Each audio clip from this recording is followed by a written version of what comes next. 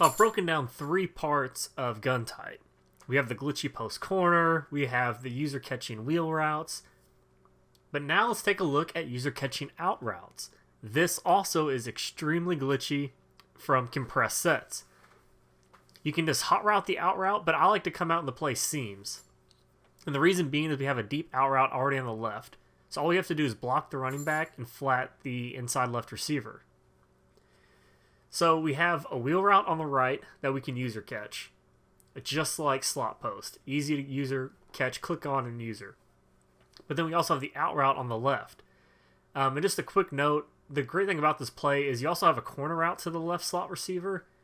So if you just want to out route or flat the outside left receiver, it's one of those more horizontal corner routes that are fantastic against a man blitz. So that's just a side note, a little bonus for you here.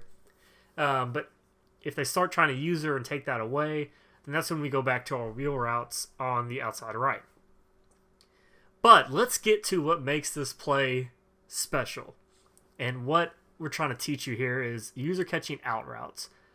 So what you do is shortly after the receiver breaks, you're going to hold the left trigger L2 for a low pass, throw the pass holding down, and then click on, hold down to your left analog stick, and hold A. Most times your receiver is going to dive and catch it, and it's going to be about a 7 to 10 yard gain. If the defense runs hard flats, then the flat route's going to pull that down and you just pass lead over him. But any other sideline zone, you're just going to click on, possession catch, and you see we're getting about 7-8 yards with this easy user catch. Just throw it shortly after he cuts with the left trigger L2, click on, hold A, there you go. So this works against any sideline zone. You can user catch out routes against anything. And once your opponent starts trying to take that away and user cover it, say with the middle linebacker like we were showing there, that's when you have this backside wheel route you can click on and user catch.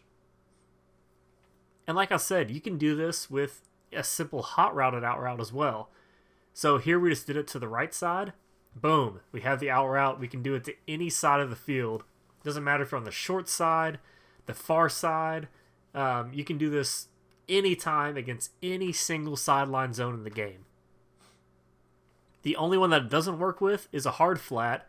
But if they do that, then that's when you just hit that out route clearly, over that, because the hard flat will bite down. Now, usually what I'll do is I leave the tight end on a streak up the middle. But if you want, you can whip route the tight end or curl him, hitch, anything you want to do. But I usually just leave it so I can quick snap with only 2 hot routes. And then I'm either user catching the out route on the left, or I'm user catching the fade route over the middle of the field.